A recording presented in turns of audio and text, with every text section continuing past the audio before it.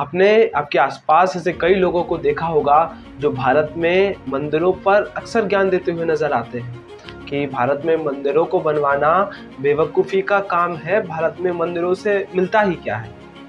इसकी जगह भारत में हॉस्पिटल और कॉलेजेस को बनवाया जाना चाहिए। गौर करने वाली बात यह है कि इनका यह ज्ञान सिर्फ हिंदू धार्मिक स्थलों पर ही निकलता है और किसी धर्म की बात करें तो उनका मुंह बंद ही रहता है। खैर, आज हम इस पर कंट्रोवर्सी नहीं करने वाले हैं। आज हम बात करने वाले हैं कि भारत में मंदिरों से मिलता ही क्या है।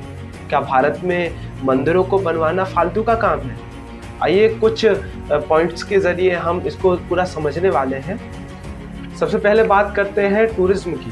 हम लोग सनातन संस्कृति को मानने वाले देश हैं और हम अपने भगवान के दर्शन के लिए कितने भी दूर की यात्राएं कर सकते हैं यहाँ। इसीलिए ये रिपोर्ट को देखिए और साल 2022 की रिपोर्ट, जहां पर्यटन मंत्रालय के अनुसार सिर्फ साल 2022 में 143 करोड़ लोगों ने धार्मिक यात्राएं की, जहां पर करीब 1.5 लाख करोड़ रुपए की कमाई हुई।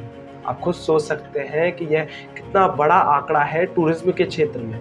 अगर भारत में मंदिर ना होंगे, सोचिए आप खुद कि अगर भारत में मंदिर ना होंगे तो टूरिज्म का क्षेत्र में एकदम से कितना बड़ा घाटा हो सकता है।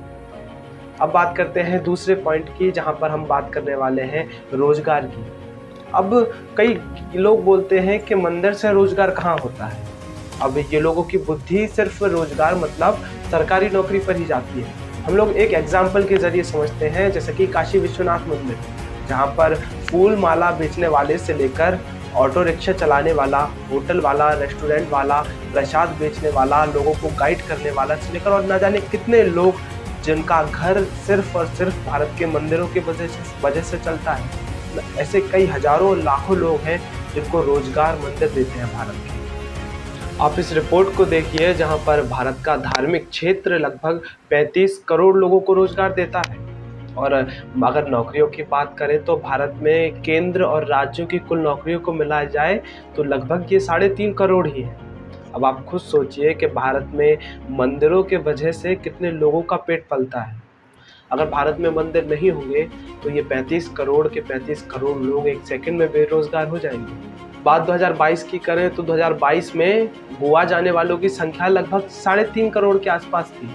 और वहीं प्रधानमंत्री नरेंद्र मोदी जी ने काशी विश्वनाथ कॉरिडोर का उद्घाटन किया 21 में। यहीं इसके बाद काशी विश्वनाथ मंदिर के टूरिज्म को देखें तो यह आंकड़ा 10.5 करोड़ के पार पहुंच गया था।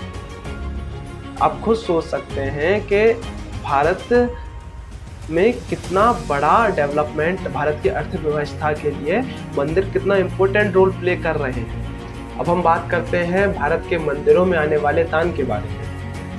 भारत में मंदिरों में आने वाला दान का आंकड़ा बहुत ज़्यादा है। अब देखिए कि केरल का पद्मनाभ स्वामी मंदिर, जहाँ की कुल संपत्ति 1,20,000 करोड़ रुपया है। इसके साथ ही कई हीरे जवाहरात और कई मूर्तियाँ भी इसमें शामिल हैं। पद्मनाभ स्वामी मंदिर में मौजूद भगवान विष्णु की एक सोने की मूर्ति, सिर्फ अकेले मूर्ति की कीमत वहाँ उसकी 500 करोड़ के आसपास है। तिरुपति बालाजी का मंदिर की बात करते हैं, जहाँ पर सालाना 650 करोड़ रुपया का दान आता है। शिरडी का साईं बाबा मंदिर, जहाँ पर 350 करोड़ का दान आता है। और माता वैष्णो देवी का मंदिर, जहाँ पर सालाना लगभग 500 करोड़ रुपया का दान आता है। आप खुद सोच सकते हैं कि भारत में के मंदिरों में आने वाला दान का आंकड़ा कितना बड़ा है। इसमें से यह पैसा इंडियन गवर्नमेंट के पास भी जाता है। आप देखिए कि भारत की गवर्नमेंट सिर्फ इंडिया के मंदिरों से लगभग 1 लाख करोड़ रुपया एक साल में ले लेती है और इसका उपयोग मेडिकल कॉलेजेस और हॉस्पिटल को बनवाने के लिए और अपनी योजनाओं को और इंडिया के डेवलपमेंट के लिए किया जाता है। सिर्फ आप खुद देख सकते हैं कि भारत का एक मंदिर, सिर्फ भारत का एक मंदिर इतना काबिल है कि एक ऐसे कई हॉस्पिटल और मेडिकल कॉलेजेस को बनवा सकता है। भारत में इसीलिए मंदिरों का होना बहुत ज़रूरी है। आर्थिक तौर पर भी भारत के मंदिरों का बहुत बड़ा योगदान भारत के मंदिर दे रहे हैं।